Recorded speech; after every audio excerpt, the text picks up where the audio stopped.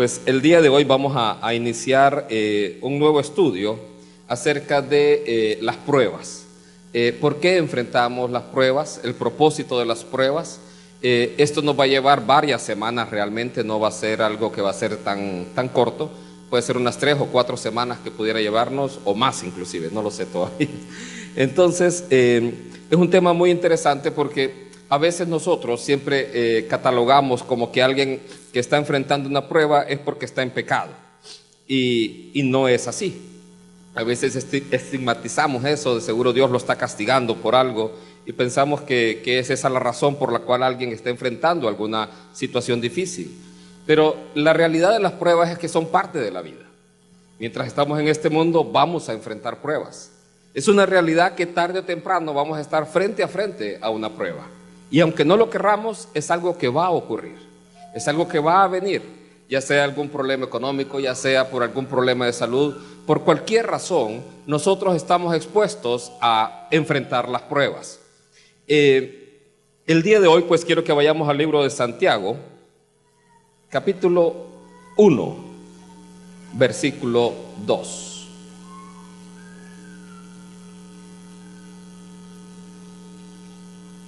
Santiago capítulo 1, versículo 2. Dice así: Hermanos míos, tened por sumo gozo cuando os halléis en diversas pruebas. Bien, ¿a cuánto les gustan las pruebas? ¿Ah? Todos se ríen, me imagino que es porque están llenos de sumo gozo cuando están en medio de la prueba. Vea cómo dice la Escritura: hermanos míos, empieza hablándole a los hijos de Dios, le empieza hablando a los cristianos. Y esto es muy importante entenderlo, porque los creyentes en Cristo vemos las pruebas realmente como algo en donde Dios está trabajando en nuestra vida. Yo quiero que recuerde el ejemplo de Job. Job decía, dice la Escritura en Job 1:22, que a pesar de todo lo que estaba viviendo Job no pecó, ni atribuyó despropósito alguno a Dios. Entonces Job miraba que a través de lo que estaba pasando, Dios tenía un propósito, Dios tenía un plan. Este pasaje en el libro de Santiago dice, hermanos míos, le está hablando a la iglesia. A la iglesia le dice, tened por sumo gozo cuando os encuentren en diversas pruebas. Sé que no es fácil estar en una prueba, sé que no es algo sencillo, pero aquí la Escritura nos llama a que tenemos que llenarnos de sumo gozo. ¿Sabe por qué? Porque Dios tiene un propósito ahí. Y tal vez nosotros no lo veamos, así como no lo vieron los amigos de Job. Los amigos de Job decían, seguro tenés algún pecado.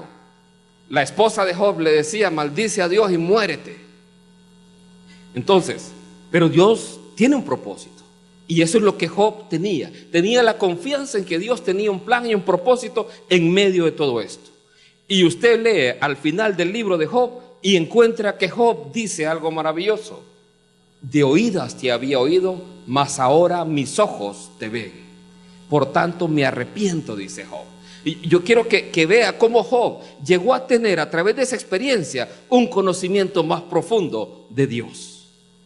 Entonces, y Job dice que se le multiplicó, se le dobló todo lo que antes tenía, ahora lo tiene más. Entonces, a través de las pruebas Dios tiene un propósito. Así como son más altos los cielos que la tierra, dice la Escritura, así son más altos los pensamientos de Dios que los nuestros. Entonces sé que pasar por medio de una prueba no es fácil. Pablo y Silas nos dan un ejemplo. Pablo y Silas fueron encarcelados. Y ahí en esa cárcel, un lugar que, ¿cuánto le gustaría estar en una cárcel? A nadie, ¿verdad? Entonces Pablo y Silas en medio de una cárcel, por predicar la palabra de Dios, en medio de la noche, en lugar de empezar a renegar Dios por andar predicando tu palabra, mira lo que nos pasa. En lugar de empezar así a echarse la culpa a vos, Silas, ¿por qué dijiste eso? Y vos, Pablo, no. Empezaron a alabar a Dios. Y vino un temblor y aquella cárcel se abrió. Y el carcelero tuvo miedo y más bien él dijo, ¿qué puedo hacer yo para ser salvo? Entonces vea cómo Dios obra en medio de las pruebas en nuestras vidas. Entonces, Antes de continuar, yo quiero hacer una diferencia entre lo que es una prueba y lo que es una tentación, porque hay quienes lo confunden. Hay alguien que puede decir: pastor, viera qué prueba la que estoy pasando. ¿Y qué pasó, hermano? Es que me quieren meter preso. ¿Y qué hizo? Ah, es que me robé un dinero. ¿Cree usted que esa es una prueba? O alguien que diga: pastor, pastor, viera qué prueba la que Dios me puso. ¿Y qué pasó? Es que mi novia salió embarazada. ¿Cree usted que es una prueba? Una prueba para sus padres tal vez, pero para usted no es una prueba.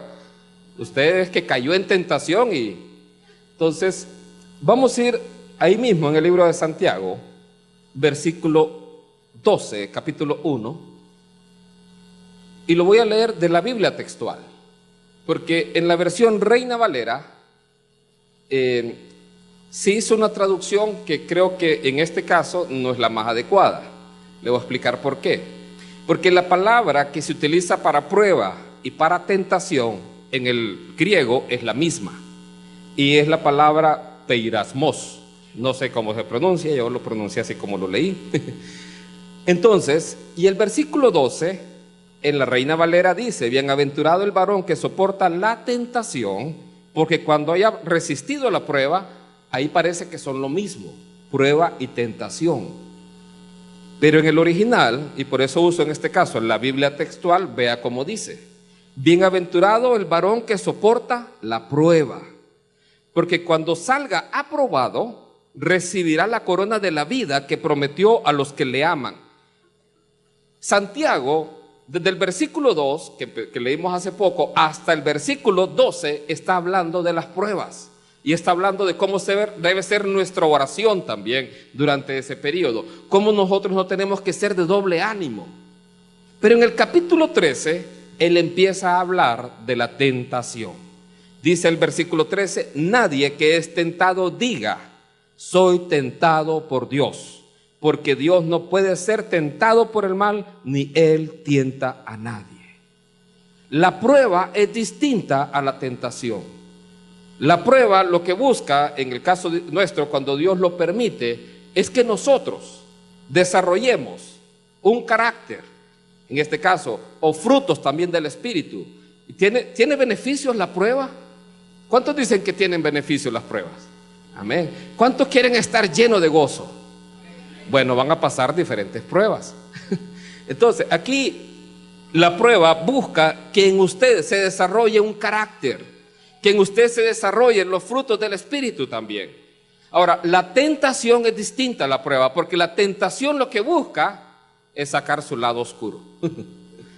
La tentación lo que busca es venir a usted y llevarlo al camino del mal, al camino del mal. Mientras que la prueba en el creyente hace que uno pueda desarrollar su carácter. Por ejemplo, una tentación puede ser los vicios, las drogas, el alcohol, los hombres, las mujeres. Eso puede ser, en este caso, tentación. Pero una prueba es cuando usted enfrenta una dificultad, cuando usted enfrenta algo imprevisto en la vida, cuando usted enfrenta persecución o aflicción. Esas son las pruebas. Entonces, aquel que enfrenta aflicción porque su novia salió embarazada, eso no, eso es porque él cayó en tentación. Entonces, esa es la diferencia. Entonces, no es lo mismo una prueba que una tentación. Entrando ya en materia, la primera pregunta que nos vamos a hacer es: ¿hay algún beneficio en las pruebas? Y para esto vamos a ir al libro de Mateo, capítulo 13. Mateo, capítulo 13. ¿Hay algún beneficio en las pruebas? Y antes de entrar en detalle a lo que ahí se especifica en el libro de Mateo, quiero que vean esta imagen. Y les voy a hacer una pregunta de ciencias naturales. ¿Qué necesita una planta para poder dar un fruto bueno? Bien. Entonces, en primer lugar, que la semilla sea buena. Porque si la semilla no es buena, usted esperando que le dé algo y le van a salir espinas ahí. Entonces, si usted quiere manzanas, ¿qué tiene que sembrar? Una semilla de manzana, ¿verdad? Correcto. Segundo lugar, ¿qué necesita? Una buena tierra. Y es a través de la tierra que ella absorbe la semilla los nutrientes necesarios, incluyendo el agua, a través de la tierra. Si la tierra es árida, entonces no va a absorber nada, pero si la tierra es buena, tiene minerales necesarios, tiene el agua necesaria para que la semilla pueda germinar y pueda crecer esa planta. En tercer lugar, ¿qué más necesita? ¿Necesitará el sol o no lo necesitará? Sí, sí lo necesita, necesita al sol, para que así pueda precisamente obtener energía y alimento la planta. Entonces, esos tres ingredientes necesita una planta. Eso es importante para entender esta parábola, la parábola del sembrador. Y solo voy a leer uno de los casos. Son 4 casos los que ahí menciona la parábola del sembrador, pero hay uno de ellos que tiene relación con lo que estamos estudiando el día de hoy. Mateo capítulo 13, versículo 5, dice lo siguiente: parte cayó en pedregales, donde no había mucha tierra, y brotó pronto, porque no tenía profundidad de tierra. Pero salido el sol se quemó, y porque no tenía raíz, se secó. Aquí esa planta murió. Esa planta hasta ahí llegó. Hagamos un análisis forense de este homicidio de esta planta. ¿Qué fue? ¿Quién es el culpable de este homicidio? Empecemos. ¿Sería la semilla? No, ¿verdad? La semilla no tuvo la culpa. ¿Sería el sol? Yo creo que fue el sol, porque cuando salió el sol, dice ahí la escritura, la planta se secó. ¿Sería el sol? No, ¿por qué? Porque el sol sale todos los días. El sol va a salir todos los días. Y es más, estamos diciendo que el sol es necesario para que la planta pueda crecer y desarrollarse. ¿Sí o no? Más bien el sol es necesario. El sol era necesaria para la planta. ¿Quién era el culpable entonces? La tierra. ¿Por qué? Porque la tierra no permitió que aquella semilla pudiera tener una raíz profunda. Entonces, la semilla, al no tener una raíz profunda, precisamente hace que la planta fácilmente se seque. El tener una raíz en un árbol y que sea una raíz profunda, hace que el árbol no se caiga. Pero si el árbol tiene una raíz a flor de piel, se va a caer fácilmente. ¿Claro hasta ahí? Bien. Ahora, la semilla en la parábola, ¿quién es? Es la palabra de Dios. La semilla es la palabra de Dios. La tierra, ¿quién es? Somos nosotros, es nuestro corazón.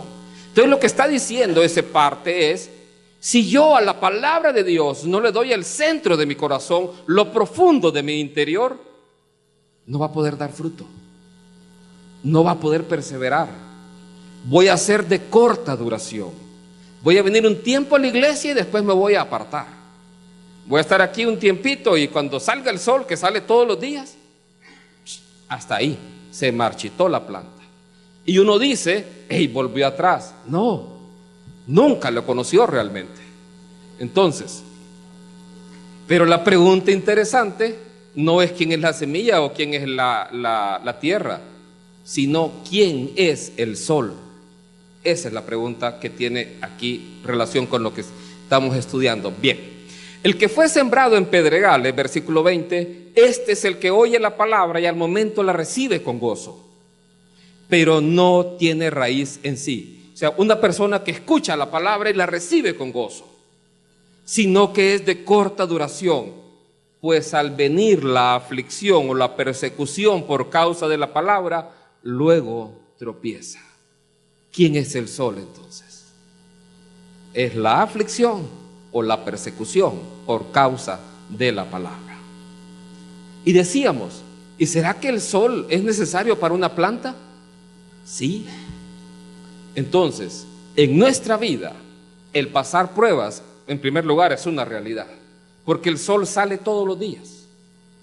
En segundo lugar, es algo que nos va a ayudar a nuestro crecimiento, en nuestra madurez, en nuestra formación. Y ya vamos a ver cómo la palabra de Dios lo explica. Para que usted llegue a ser un creyente maduro en la fe, tiene que pasar pruebas. Tiene que pasar esas situaciones. Y la actitud que tiene un creyente es que las toma con sumo gozo. Y no es que se está riendo en medio de la dificultad, porque no es fácil. Pero el gozo es aquella confianza realmente en nuestro interior, que yo sé que Dios tiene control en toda situación.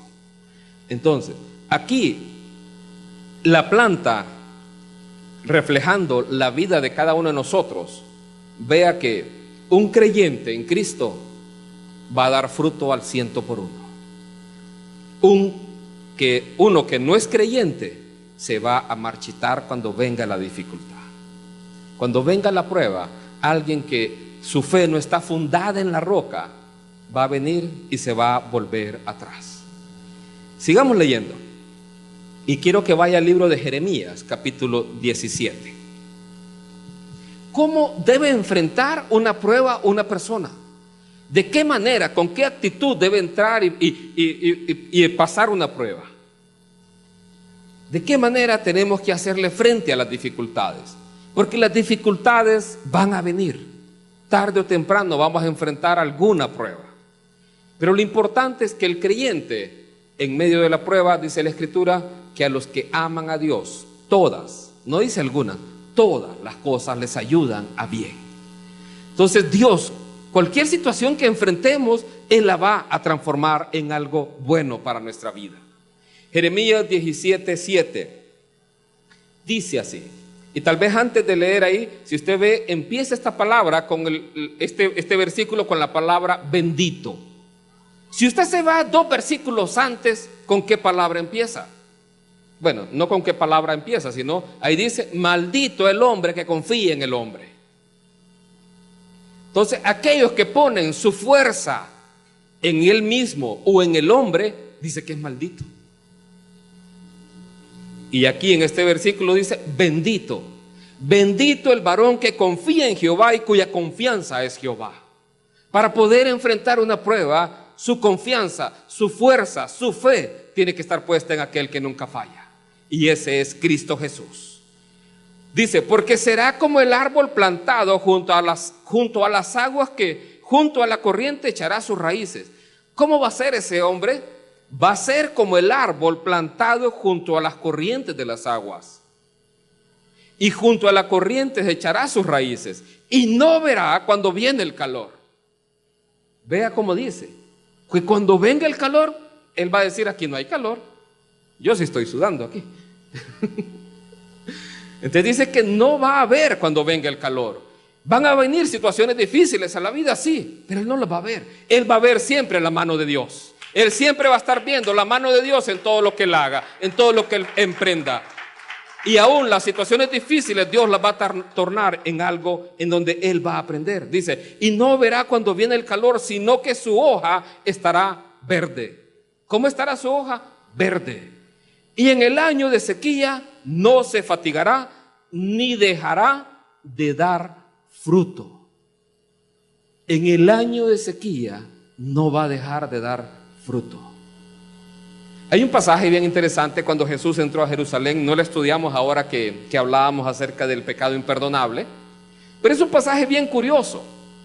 Cuando Jesús viene y maldice una higuera que no tenía fruto. Estaba verde, pero no tenía fruto. Lo curioso del pasaje es que Jesús fue a buscar fruto en ella y no era tiempo de higos. ¿Le parece curioso? Dice, no era tiempo para que la higuera diera fruto, pero Jesús fue a buscar fruto. Y como no lo encontró, maldijo a la higuera y se secó. ¿Qué le parece? Búsquelo. ¿Qué es lo que nos enseña eso? Cristo, el Señor, busca en nosotros fruto todo el tiempo. Eso es no solamente en las temporadas buenas, sino también en las malas. Hay personas que se pierden cuando es una temporada buena, que viene y le dan algo y se pierden. Le salió un trabajo y se fue al mundo. Otros es cuando le sale algo malo. Le salió un lunar, ay, ya no, ya tengo un tumor. O le salió una uña encarnada, ¿va? Se hizo carnal entonces. Y se aparta del camino. Entonces, hay personas que por lo bueno o por lo malo se terminan apartando. Entonces, aquí dice este pasaje que es bendito el hombre que confía en Jehová y cuya confianza es Jehová. ¿Quién es su confianza? ¿Dónde está puesta su fe? Entonces, y dice que será como un árbol plantado. junto a las corrientes de agua. Y vea qué interesante lo que dice. Va a ser como un árbol plantado junto a corrientes de agua, aún en tiempo de sequía. Aún en tiempo de sequía, Él va a ser como un árbol plantado junto a corrientes de agua, que su hoja siempre está verde y su fruto siempre lo está dando.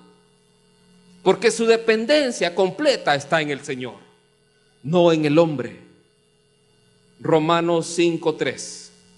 Estamos analizando si hay beneficios en las pruebas. Romanos 5:3. Nuevamente voy a leerlo de la Biblia textual. Dice así: y no solo eso, sino que hasta nos gloriamos en las tribulaciones, sabiendo que la tribulación produce constancia. ¿Cuántos quieren ser constantes?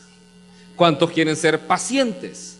¿Cuántos quieren desarrollar un carácter aprobado delante de Dios? Amén. Bien, gócese pues. Dice así: no solo eso, sino que hasta nos gloriamos en las tribulaciones, sabiendo que la tribulación produce constancia.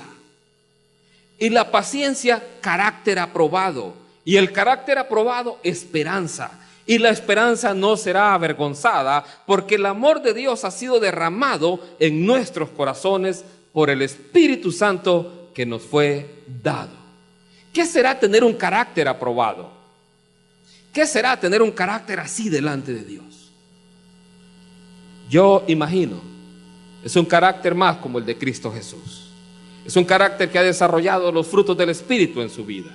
Es un carácter donde todo aquello que no está bien, que no está en orden delante de usted, donde hay pecado oculto, se haya quitado. Donde el chisme ya no más, donde la mentira ya no existe.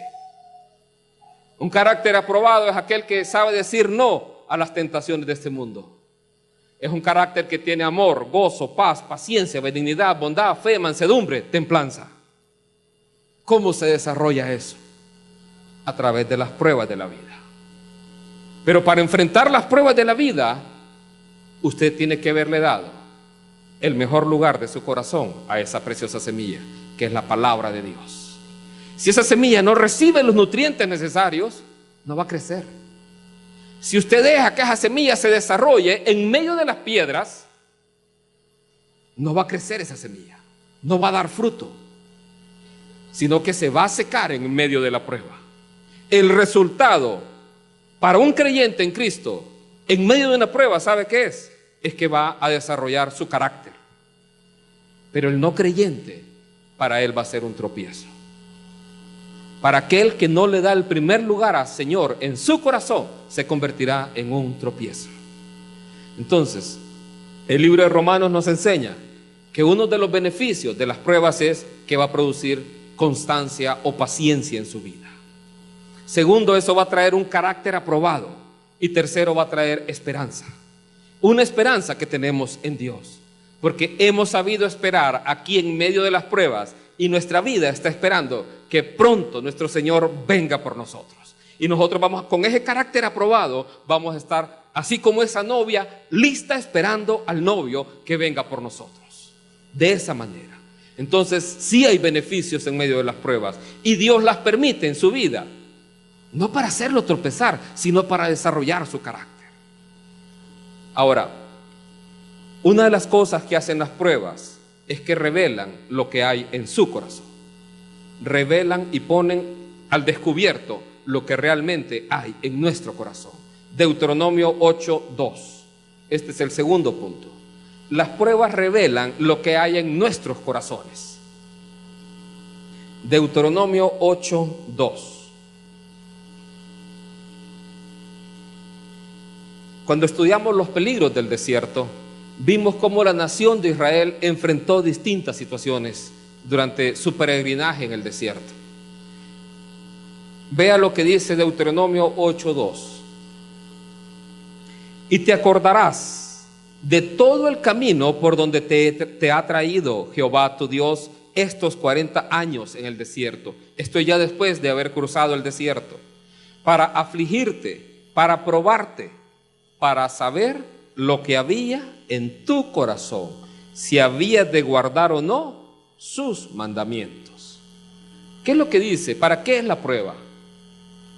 para saber lo que había en el corazón. Ahora, ¿acaso Dios no sabe lo que hay en nuestros corazones? Claro que lo sabe, Él es omnisciente. Jesús no se fiaba de los fariseos ni de los hombres porque Él sabía lo que había en sus corazones. Pero cuando dice eso ahí, no es para que Dios sepa lo que hay en el corazón, sino para que nosotros mismos sepamos lo que hay en nuestro corazón. De eso se trata. Que nosotros en nuestro interior sepamos si estamos, cuando se presente la prueba, dispuestos a mantenernos firmes y fieles al Señor. El ejemplo de Pedro es uno de ellos, que ya lo vamos a ver. Pero entonces, nosotros podemos estar aquí en la iglesia alabando y adorando al Señor. Pero cuando venga la prueba a su vida, ¿qué va a estar haciendo usted? ¿Va a ser como la esposa de Job? Maldice a Dios y muérete. ¿O va a ser como Job?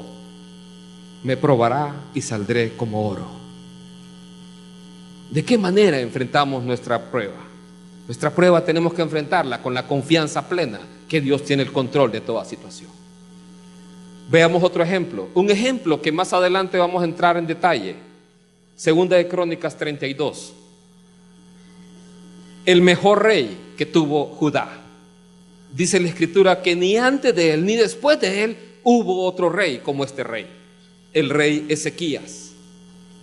Se escribe ampliamente en los distintos libros. Está escrito en el libro de Isaías, en el libro de Crónicas, en el libro de Reyes, acerca de este rey. Este rey quitó la idolatría en el pueblo de Israel. Este rey destruyó la serpiente de bronce. Vea qué interesante.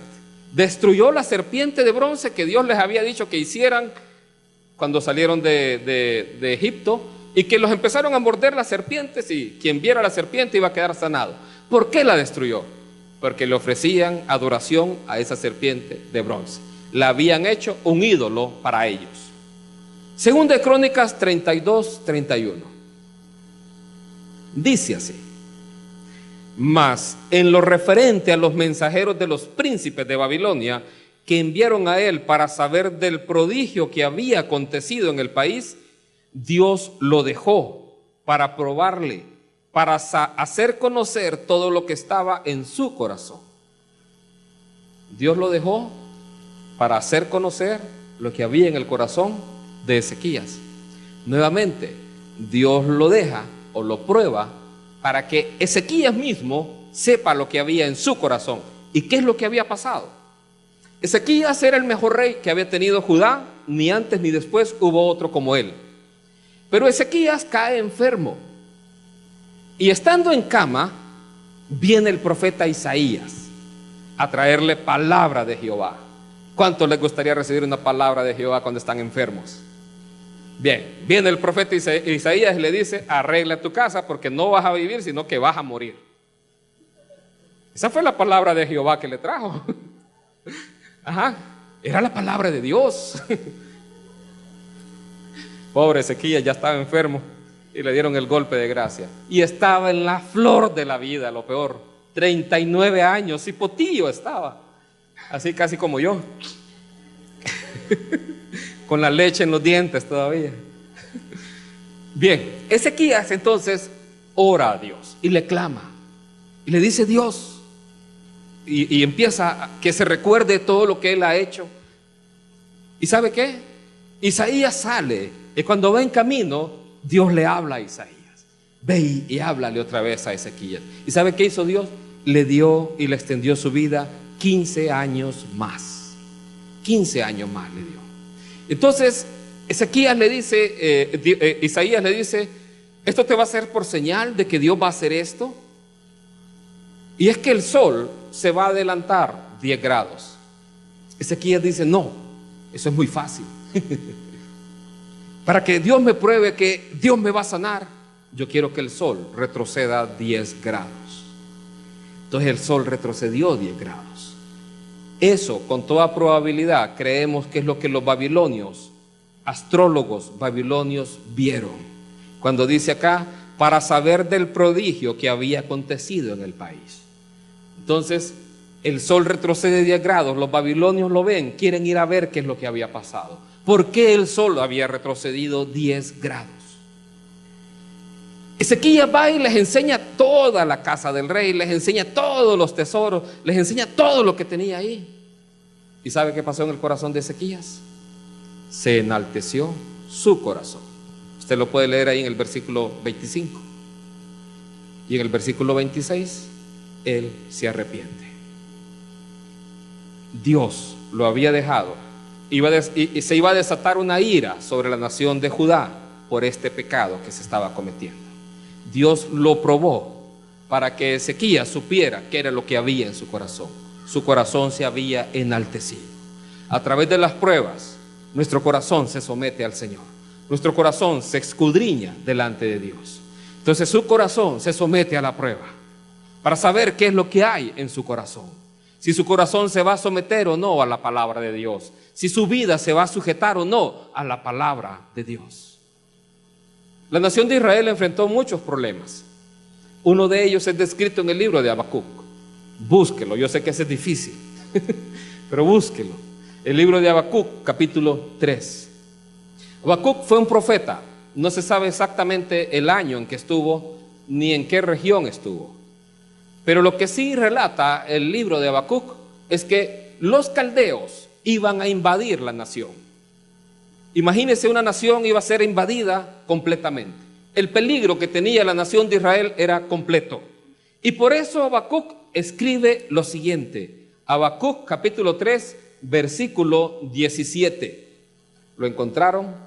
Está después de Génesis y antes de Apocalipsis. Una pista más, antes de Malaquías. Habacuc 3:17, lo proyecto. Aunque la higuera no florezca, ni en las vides haya frutos, aunque falte el producto del olivo y los labrados no den mantenimiento, y las ovejas sean quitadas de la majada y no haya vacas en los corrales. Vea, él está anticipando lo que va a ocurrir en la nación, producto de la invasión. Entonces todo eso iba a ocurrir en la nación. Entonces dice otra vez, aunque la higuera no florezca ni en las vides haya frutos, aunque falte el producto del olivo y en los labrados no haya mantenimiento, y las ovejas sean quitadas de la majada y no haya vacas en los corrales, con todo, dice Habacuc, yo me alegraré en Jehová y me gozaré en el Dios de mi salvación. Vea cómo dice él, con todo yo me voy a alegrar, no importa lo que venga, yo me voy a alegrar porque yo no dependo de los hombres, yo dependo de Dios. Y Dios nunca falla. Dios nunca llega tarde. Siempre llega a tiempo, aunque a veces lo dudemos. Vea cómo decían cuando Jesús iba a despertar a Lázaro. Aquellos hombres decían, si hubiera estado aquí lo hubiera sanado. Pero él estaba ahí para resucitarlo, para hacer algo mucho más grande todavía. Entonces, Habacuc dice, con todo yo me voy a alegrar en Jehová. Las pruebas sacan a luz lo que hay en nuestro corazón. Y si en nuestro corazón, en la profunda de nuestro corazón, la palabra de Dios ha echado raíces, eso es lo que va a estar en su corazón. Bien, tercer punto. ¿Qué es lo que se prueba durante una prueba? ¿Qué es lo que se examina cuando hay una prueba? Es algo muy particular. Santiago 1:2. Lo que se pone a prueba, lo que se somete a prueba, es algo en usted. Es una característica que usted tiene que tener. Santiago 1:2. Dice así: hermanos míos, tened por sumo gozo cuando os halléis en diversas pruebas, sabiendo que la prueba de vuestra fe produce paciencia. ¿Qué es lo que se prueba entonces? La fe. La prueba de vuestra fe produce paciencia. Lo que se somete a la prueba es la fe.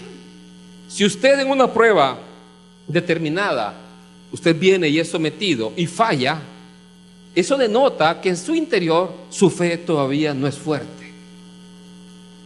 Pero si usted viene y esa prueba, usted viene y pasa, su fe es fuerte. Por ejemplo, con mi esposa les hemos contado cuando perdimos nuestra bebé en el embarazo de mi esposa. ¿Cómo la perdimos? Y recuerdo bien, después de 2 legrados que tuvieron que hacerle a mi esposa, estábamos tristes con dolor en nuestro corazón. Ella le decía a Dios, Dios, no entiendo todo esto. y me ha causado mucho dolor. Pero en medio de esta situación, Señor, yo te alabo. Fue lo primero que ella me dijo cuando llegamos a casa después del segundo legrado. Amor, quiero que oremos. Y ella dirigió esa oración. ¿Sabes cómo se llama eso? Eso se llama sacrificio de alabanza. Cuando en medio del dolor nosotros le damos nuestra alabanza al Señor, ahí eso es algo que Dios ve con mucho agrado. ¿Sabe qué hizo esa prueba en mi vida? No está Carlitos aquí, si está, no está, por allá. ¿Sabe? Cuando nació Carlitos, yo no era un hombre o un padre tan amoroso. Y Dios tuvo que trabajar en mi vida. Mediante esa prueba, cuando perdimos nuestra bebé, Dios quebró algo en mi interior. Porque yo era incapaz de poder mostrar amor. Era incapaz de poder mostrar así abiertamente amor a otros. A mi esposa sí, pero a mis hijos me costaba. Durante esa prueba Dios quebró eso en mí. Y cuando nació nuestra hija, yo no paraba de llorar en el hospital. Porque Dios había hecho una obra nueva en mí. Dios estaba desarrollando algo en mi carácter que no estaba bien. Y es que a veces nos somete Dios a pruebas porque Él quiere transformar nuestra vida. Él quiere que nosotros seamos cambiados, más como la imagen del Señor Jesucristo. Entonces, aquí dice, sabiendo que la prueba de vuestra fe produce paciencia. Yo quiero que vea esta parte. Este versículo comienza con una palabra que usted debe de memorizarla. Sabiendo. Eso es entendiendo, estar en pleno conocimiento que mediante la prueba Dios está haciendo algo. Y eso es algo, y lo vamos a ver a lo largo de esta serie de mensajes que voy a compartirle. Dios a través de las pruebas me ha enseñado muchas cosas. Y es hasta que logro entender qué es lo que Dios quiere que yo aprenda en medio de la prueba, que empiezo a salir de la prueba. No una vez, varias veces. Sabiendo que la prueba de vuestra fe va a producir paciencia. ¿A cuánto les falta la paciencia? Porque se ríen, bandidos. Mas tenga la paciencia su obra completa, para que seáis perfectos y cabales sin que os falte cosa alguna. La palabra perfecto ahí es la palabra maduro. O sea que usted sea un creyente maduro. Un creyente que se ha desarrollado. Una planta para llegar a dar fruto necesita al sol. Vea cómo funciona. Entonces la paciencia va a desarrollar en usted precisamente esa madurez. Pero primero se somete a prueba su fe. ¿Cuántos han enfrentado pruebas? ¿Cuántos no han enfrentado pruebas? Todos, ¿verdad? Casi todos hemos enfrentado pruebas. Tarde o temprano enfrentamos una prueba. El apóstol Pablo enfrentó una prueba, un aguijón en la carne. Y eso lo vamos a estudiar más adelante en la medida que vayamos desarrollando toda esta serie de mensajes. Los discípulos enfrentaron una prueba muy difícil. Marcos capítulo 14. Una prueba que desnudó varias cosas en ellos. Casi siempre hemos visto solo a Pedro en esa prueba, pero realmente están todos. Marcos capítulo 14, versículo 29. Esto es horas antes de que Jesús fuera apresado para luego ser crucificado. Marcos 14, 29. Dice así. Jesús les dice a todos que todos se van a escandalizar de él. Entonces Pedro le dijo: aunque todos se escandalicen, yo no. Y le dijo Jesús: de cierto te digo que tú hoy, en esta noche, antes que el gallo haya cantado 2 veces, me negarás 3 veces. Imagínense. Pedro empieza diciendo: yo no me voy a escandalizar de ti. Jesús le dice: mira, no, me vas a negar 3 veces. Mas él con mayor insistencia decía: si me fuere necesario morir contigo, no te negaré. También todos decían lo mismo. Vea, no solo Pedro dijo que si era necesario morir, sino que todos dijeron eso. Todos dijeron: si es necesario ir contigo y morir, vamos a morir contigo. No con claro, contigo.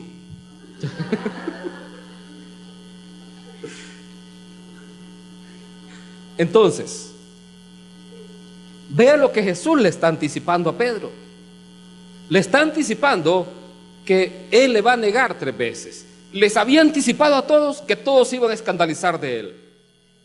Y cuando Jesús les dice lo que les dice, ellos más insistentemente le decían: no, es más, si es necesario morir, vamos a morir contigo.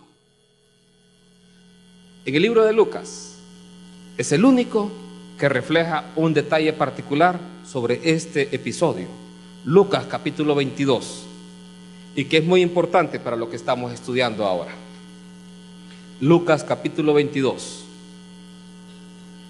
verso 31.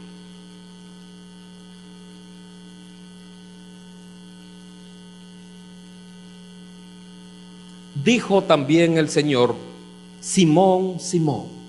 Yo quiero que preste esta parte atención. El Señor, a lo largo de toda la Biblia, muy pocas veces llama a alguien 2 veces por su nombre. Muy pocas veces. Y esta es una de ellas. Le dice: Simón, Simón. O sea que lo que va a decir es algo muy importante. He aquí, Satanás os ha pedido para zarandearos como a trigo. Vea entonces cómo le está diciendo. ¿Quién lo ha pedido? Satanás. Satanás ha pedido zarandearos como a trigo. Yo imagino que Pedro quedó esperando que Jesús dijera: pero yo no se lo permití. Pero no. Pero yo he rogado por ti, que tu fe no falte. ¿El qué dijo que rogara? Que su fe no faltara. ¿Qué es lo que se somete en las pruebas? Se somete a prueba la fe. Que tu fe no falte. Y tú, una vez vuelto, confirma a tus hermanos. Este pasaje es muy alentador por varias razones. Cuando usted está pasando por una prueba, hay alguien que está rogando por usted. Es nuestro Señor Jesucristo, que intercede por nosotros día y noche delante del Padre. Él está rogando por usted que su fe no falte. Él está con usted todos los días de su vida. Entonces Él está ahí intercediendo por nosotros. Ahora, ¿por qué le dijo a Pedro que tu fe no falte? ¿Y por qué no le dijo que la fe de todos ustedes no falte? ¿Por qué solo a Pedro le dijo? ¿Porque era la roca? No creo. De hecho, Jesús llamó a Pedro Simón, el nombre que se atribuye a su vieja vida, y lo llamó 2 veces: Simón, Simón. Jesús le había puesto por sobrenombre Pedro. No le dijo Pedro, Pedro, sino Simón, Simón, como una actuación todavía de su vieja naturaleza. Los estudiosos creen, y concuerdo en este punto, que la razón de por qué Jesús le dijo tu fe no falte es porque quien iba a sufrir la caída más grande era Pedro. Fue el primero en decir: no te voy a dejar, voy a ir contigo hasta la muerte. Y no lo negó una vez, lo negó 3 veces. Era el que más difícil iba a ser recuperar. Pero Jesús le dijo: yo estoy orando porque tu fe no falte. Y si Él y Dios lo logra sacar de donde estaba, va a poder sacar a todos los demás. Por eso Jesús le dice: y una vez vuelto tú, confirma a tus hermanos. Esto nos lleva a un punto muy importante, y lo voy a desarrollar más adelante. ¿Por qué enfrentamos a veces pruebas? Porque Pedro, así como él se podía recuperar, él podía ayudar a los demás a ser recuperados. Entonces, a veces enfrentamos pruebas para poder consolar también a otros. A veces enfrentamos situaciones difíciles para poder ayudar a otros. Con mi esposa, cuando antes nos decía una hermana que había perdido un hijo, antes del problema que tuvimos, no lo mirábamos de repente con el mismo sentido como lo vemos ahora. Cuando alguien dice: estoy embarazada y voy a perder a mi bebé, ahora lo entendemos mucho más. O en mi caso, cuando yo pasé por situaciones de depresión, y cuando alguien me dice estoy en depresión, yo lo entiendo aún más. ¿Sabe? Jesús es así, porque no tenemos un sumo sacerdote que simplemente se compadece, sino uno que fue probado en todo, pero sin pecado. Entonces Él no está allá en el cielo: pobrecito. No, Él vino aquí y habitó entre nosotros, y Él vivió y sufrió las consecuencias de nuestra humanidad. Él vivió en carne propia lo que es ser un ser humano. O sea que si usted enfrenta el rechazo, a él lo rechazaron. Si usted enfrenta la traición, a él lo traicionaron. Pero él fue fiel hasta la cruz. Y si el Espíritu de Dios que estuvo en Jesús está en usted, usted va a tener nueva vida en Cristo. Usted va a nacer como nueva criatura. En este tiempo los discípulos aún no habían recibido la promesa del Padre. Y esta prueba simplemente dejó ver la debilidad en su corazón. Tal vez les faltó fe, pero no les faltó fidelidad. No fueron infieles porque volvieron con Jesús. Primera de Pedro 1:6. Para que veamos cómo escribe Pedro después de una experiencia como la que él vivió. Y quiero decirle algo, el carácter de Pedro después de esa prueba no volvió a ser el mismo. Antes Pedro decía una cosa muy buena y después hacía una cosa que se iba hasta el fondo. Pedro era así. Ese era el antiguo Simón, pero de ahí se convirtió en el Pedro que Cristo le llamó como roca. Primera de Pedro 1:6. Ve este pensamiento.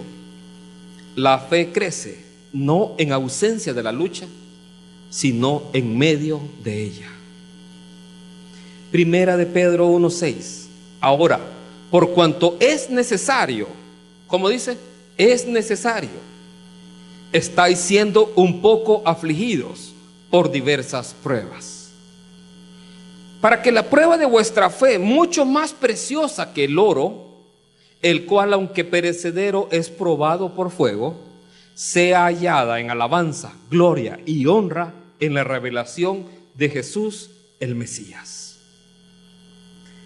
¿Qué es lo que se somete a prueba? Nuestra fe. ¿Y cómo tiene que ser su fe? Su fe es más preciosa que el oro.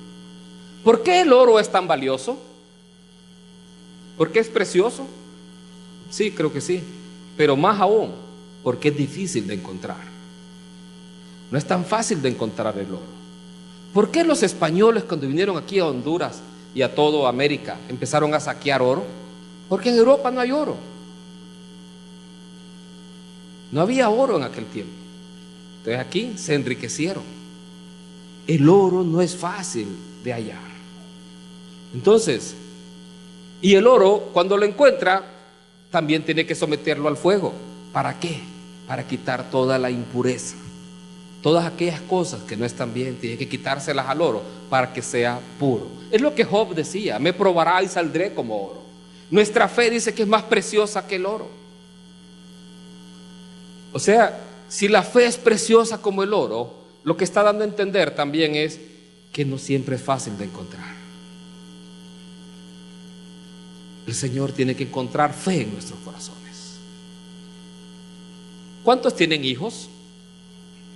Amén. ¿Varios? ¿Cuántos, si su hijo tiene un problema de carácter, ustedes como padre le van a ayudar? ¿Cuántos le ayudarían? Si él tiene problemas de autoestima, si tiene problemas de que es malcriado, si tiene problemas de que, no sé, cualquier otra cosa, cualquier problema que él tenga, ¿cuántos le ayudaríamos como padres? Amén. Y muchas veces esa ayuda no va a ser fácil para él. Implica corrección a veces. Implica formación, disciplina. Así cada uno de nosotros, si usted es hijo de Dios, si usted ha venido y dice que Dios es su Padre, Dios va a trabajar en su vida. Dios va a formarlo en usted el carácter como el carácter de Cristo. ¿Cuántos dejarían que Dios digan: Dios, yo quiero que trabajes en mi vida? ¿Cuántos le dirían: Dios, pues Dios, a usted que le ama, Dios no lo va a dejar así? A veces en los matrimonios hay problemas. ¿Por qué? Porque hay problemas de carácter. A veces en los hogares está ese carácter explosivo. ¿Sabe qué hace Dios? Dios lo va a formar. Pero claro, si usted se deja, porque usted puede salir huyendo de las pruebas. Esa es otra diferencia entre la prueba y la tentación. De la tentación la palabra de Dios nos llama a huir. De la prueba tenemos que pasar por ella y salir aprobados. Salir aprobados en esa prueba. Vea lo que dice acá: para que la prueba de vuestra fe, mucho más preciosa que el oro, el cual aunque perecedero es probado por fuego. El fuego hace que el oro sea puro. La prueba en su vida va a hacer que usted sea una persona más conforme al carácter de Cristo. Entonces dice, mucho más preciosa que el oro, voy a saltarme el paréntesis, sea hallada ¿en qué? En alabanza, en gloria y honra, en la revelación de Jesús el Mesías. Para que usted en medio de la prueba, así como Pablo y Silas en la cárcel, usted alabe al Señor. Para que en medio de esa tribulación usted dé honra y gloria al Señor. Para que usted ahí, esa fe va a hacer eso en su vida.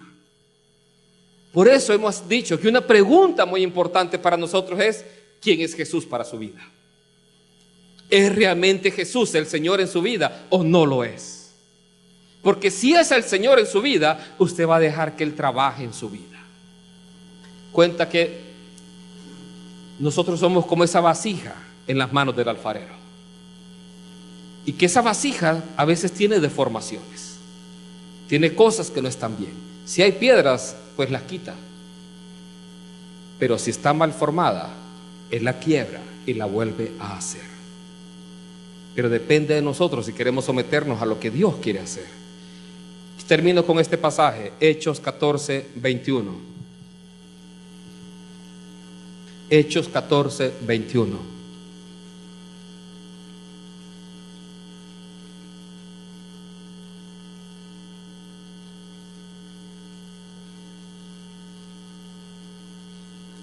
Dice así: y después de anunciar el evangelio a aquella ciudad y de hacer muchos discípulos, volvieron a Listra, a Iconio y a Antioquía, confirmando los ánimos de los discípulos, exhortándoles a que permaneciesen en la fe y diciéndoles: es necesario que a través de muchas tribulaciones entremos en el reino de Dios. ¿Sabe quién les estaba diciendo eso? ¿Quién exhortaba a la iglesia así? Era Pablo. Pablo y Bernabé les estaban exhortando de esa manera. ¿Por qué? Porque ellos habían pasado pruebas. Usted lee un par de versículos, como 2 o 3 versículos antes, usted ve cómo a Pablo lo apedrearon, lo dejaron tirado en la calle, y aún Pablo sigue predicando la palabra, y dice que a través de muchas tribulaciones entremos en el reino de Dios. Las pruebas revelan lo que hay en nuestro corazón. Las pruebas son necesarias para formar nuestro carácter.